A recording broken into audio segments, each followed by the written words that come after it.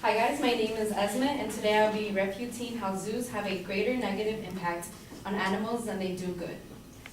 My advocate has two secondary claims, which are zoos have a physiologically distressing animals, and my second one is how some zoos fail to focus on the conservation of educational aspects. For the first response to the secondary claim one is how living conditions are not acceptable. She stated from University Wire how most zoos do not have a house or good wells, but places like SeaWorld keep the wells in very small enclosures. She stated this from SeaWorld, and her claim is being brought up to zoos. Zoos and aquariums are really similar, but I feel like they're really different because aquariums are creatures in the sea, and then zoos are mostly animals that are in land. And then not only that, she challenged to explain the amount of wells that were being brought up inside of the zoos. And then for the second one, she said that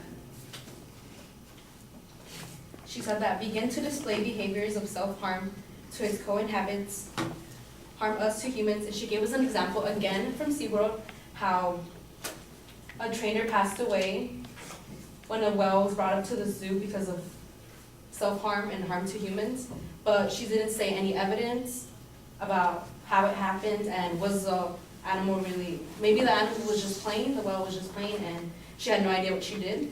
So that was one thing. And then moving on to the secondary claim is how some zoos fail to focus on the conservation of educational aspects.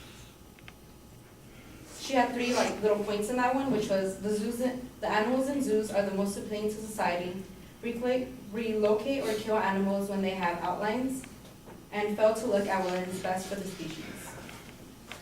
For the first one, that the animals in zoos are the most appealing to society, the advocate stated that people only want to invest on animals that are more appealing or cute. And then I feel like the word only is a really strong word, and she gave us no evidence of what animals and who are the people that are going to invest in this. Second, relocate or kill animals when they have outlines.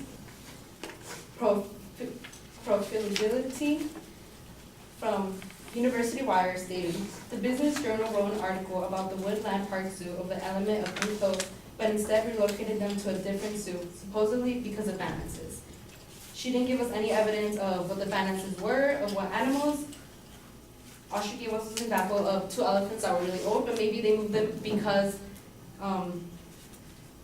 they were going to be taken to a better place, and we had no evidence of that. And last, the advocate has no statistics about how many animals got killed. And then, in conclusion, zoos have a greater negative impact on animals than they do good. The advocate failed to demonstrate more evidence on this page.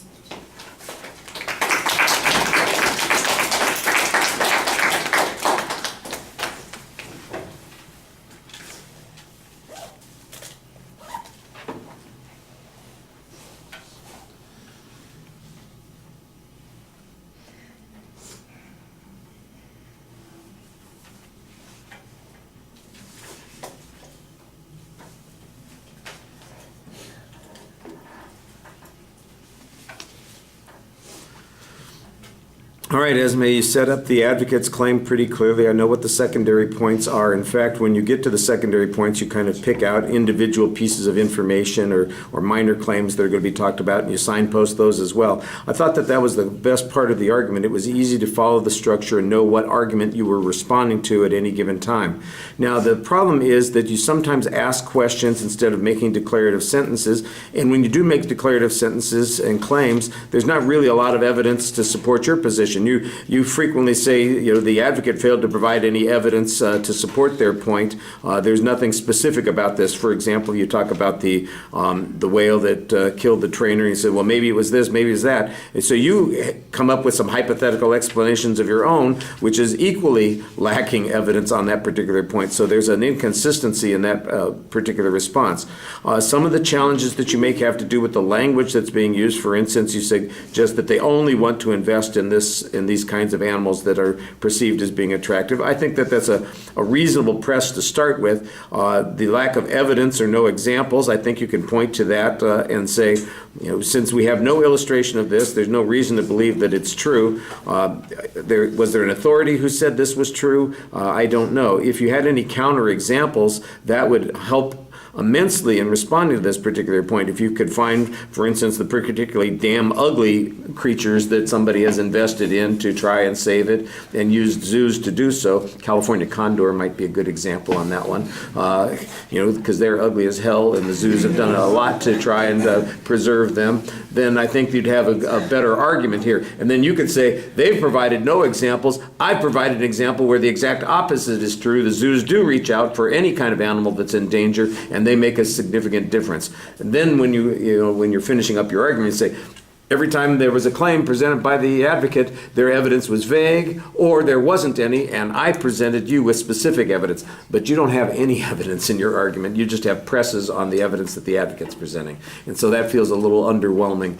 So I think you could probably do the speech that you just did immediately after that speech without 2 weeks worth of preparation ahead of time. You could just stand up and say, well, the evidence didn't say this, or it's ambiguous here, or there wasn't any evidence on this particular point, which are all valid things to say. But and in the debates, you'll need to be able to make those kinds of arguments also, but it feels like there's just a whole background of knowledge on this subject that is not being included in the discussion, and you've just missed an opportunity to show why your position is the superior one.